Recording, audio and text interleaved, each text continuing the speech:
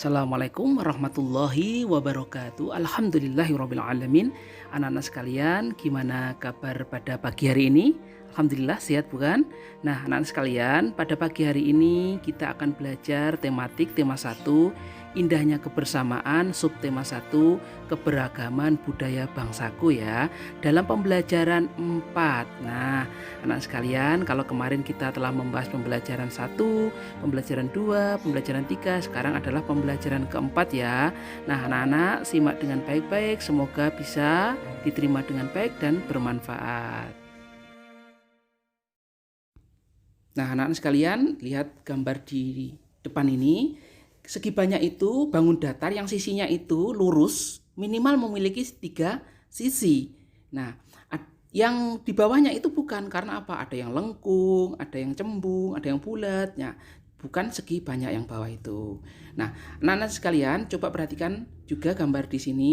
Ini ada gambar batik ya, budaya bangsa. Nah, ada nggak kamu menemukan mana segi banyak dan mana yang bukan? Sekarang anak-anak, kita membahas tentang segi banyak ya. Segi banyak itu ada yang beraturan dan ada yang tidak beraturan. Coba perhatikan gambar contoh tersebut ya. Segi banyak beraturan itu adalah segi banyak yang sisinya itu sama panjang atau sudutnya itu sama besar. Sedangkan segi banyak yang tidak beraturan, sisi-sisinya itu tidak sama panjang, ada yang panjang, ada yang pendek, dan juga sudutnya tidak sama besar. Nah, jadi ada dua ya, ada dua segi banyak yang beraturan dan yang tidak beraturan. Contohnya apa? Segitiga sama sisi, persegi, segi 6 beraturan, itu adalah segi banyak yang beraturan. Sedangkan yang bawahnya adalah segitiga sembarang, persegi panjang, layang-layang, belah ketupat, itu adalah segi banyak yang tidak beraturan. Kenapa? Karena sisinya tidak sama panjang, sudutnya juga tidak sama besar. Nah, anak-anak sudah bisa membedakan kan? Nah, sekarang kita akan coba berlatih ya. Perhatikan gambar tersebut ya. Belah ketupat. Nah, termasuk segi apa? Segi banyak yang beraturan atau yang tidak? Ya, bagus. Ternyata tidak beraturan walaupun sisinya sama panjang, tetapi sudutnya tidak sama. Kemudian segitiga sama sisi termasuk gimana? Ya, beraturan karena sudutnya sama, panjangnya juga sama. Nah, berikutnya segitiga siku-siku. Ayo. Kemudian ada persegi, kemudian ada jajaran genjang, segi 6, segitiga sama kaki ya. Nah, sekarang sudah bisa kan membedakan mana yang segi banyak beraturan dan mana segi banyak yang tidak beraturan. Anak-anak harus mencoba melatih dari beberapa gambar yang lain ya. Nah, sekarang anak-anak kita lihat ciri-cirinya. Segi banyak beraturan apa? Memiliki besar sisi yang sama ya. Terus sudutnya juga sama, kebanyakan bentuknya harus cembung ya.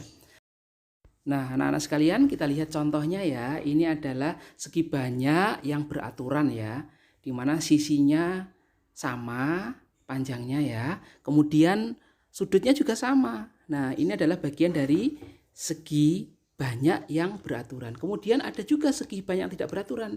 Ciri-cirinya apa? Bentuk sisinya tidak sama, panjangnya tidak sama, bentuknya nggak sama, sudutnya juga tidak sama besar. Nah, juga ini contoh-contohnya, ada persegi panjang, belah ketupat. Nah, anak sekalian, coba perhatikan gambar tersebut ya. Nah, ini adalah Reok Ponorogo, budaya bangsa Indonesia. Luar biasa ya. Coba bisa temukan nggak di sini mana segi banyak beraturan dan mana yang tidak beraturan? Ada bentuk-bentuk. Nah, bisa kan? Nah, ini budaya bangsa kita loh. Anak-anak pasti mengenal budaya bangsa. Kita harus menghargai, walaupun orang Jawa, orang Sumatera, orang Maluku, orang Papua, semua harus menghargai budaya bangsa Indonesia. Nah, anak sekalian, perhatikan ini, kita ada gagasan pokok ya tentang Reok Ponorogo. Kita akan mencari gagasan pokok dan gagasan pendukung. Itu kita buat peta konsep ya. Buat peta pikiran ya, kita buat peta pikiran. Gagasan pokok dan gagasan pendukung yang telah ditemukan nanti dapat disajikan dalam peta pikiran. Peta pikiran merupakan cara menuangkan informasi yang diperoleh ke dalam bentuk diagram atau kotak-kotak tersebut ya. Peta pikiran memudahkan kita untuk mengingat isi dan informasi yang penting suatu teks yang kita baca. Nah, contohnya kita lihat pembacaan di sini ya. Reok Ponorogo merupakan kebudayaan yang berasal dari Jawa Timur. Pertunjukan reok ditampilkan dalam bentuk topeng berbentuk kepala singa yang dikenal sebagai singa barong. Riok Ponorogo menceritakan tentang Raja Ponorogo yang berniat melamar Putri Kediri. Nah, ini kita lihat mana gagasan pokok dan mana gagasan pendukung ya. Kemarin kan sudah belajar ya anak-anak ya. Nah, ada gagasan pokok biasanya ada di depan juga ada di belakang. Deduksi dan induksi kan kemarin sudah belajar kan. Nah, sekarang kita contoh kita cari ya. Nah, dari sini kita temukan bahwa gagasan pokoknya adalah Reok Ponorogo berasal dari Ponorogo, Jawa Timur. Itu aja. Jadi merupakan budaya gak usah ditulis karena inti dari sebuah kalimat itu. Beda halnya dengan mencari kalimat pokok. Ini adalah gagasan aja ya.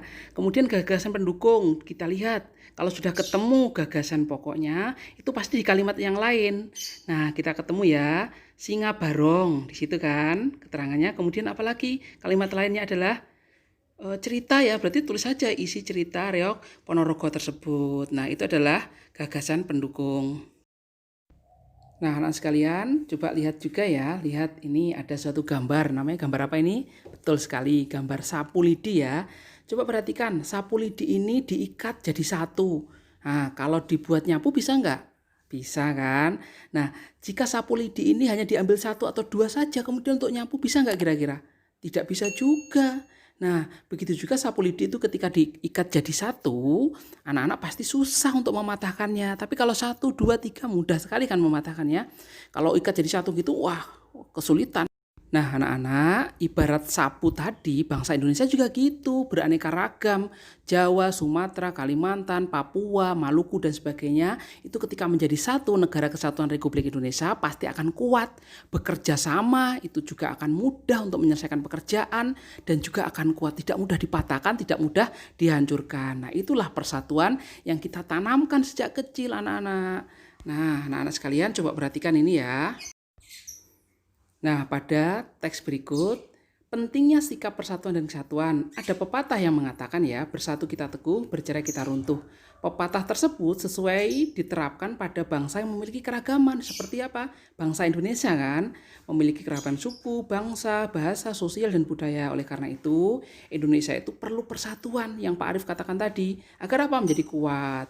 Sebagai rakyat Indonesia, kita harus menunjukkan sikap menjaga persatuan dan kesatuan itu. Dengan apa? Satu, menghormati teman yang beribadah, mungkin berbeda agama. Dua, tidak membeda-bedakan teman yang berbeda suku. Kemudian yang ketiga, menghormati teman yang sedang menyampaikan pendapat. Nggak boleh menyela, nggak boleh menjelekkan maupun merendahkan. Keempat, kita kalau salah meminta maaf. Itu ya. Yang kelima, menghormati keragaman budaya lain. Ada suku Maluku, Papua, dan sebagainya, kita harus hormati. Nah, anak-anak sekalian, tadi kita sudah membahas tentang mencari gagasan pokok dan gagasan pendukung. Sekarang latihan ya, tugas dari tema 1, subtema 1, pembelajaran keempat. Ini adalah kita baca di sini teksnya ya. Teksnya kita baca musik keroncong. Ini terus nanti yang pertama adalah apa yang dibahas pada paragraf di atas itu ya. Nah, kamu jawab. Yang kedua, kamu cari gagasan pokok dan gagasan pendukung. Jadi yang tengah itu gagasan pokok apa, kemudian samping kanan gagasan pendukung 1, samping kiri gagasan pendukung 2. Itu saja ya, tugasnya 2 saja. Dibaca baik-baik, disimak baik-baik, dan anak-anak semoga bisa memahami dan dapat menjawab dengan baik. Demikian dari Pak Arief. Assalamualaikum warahmatullahi wabarakatuh.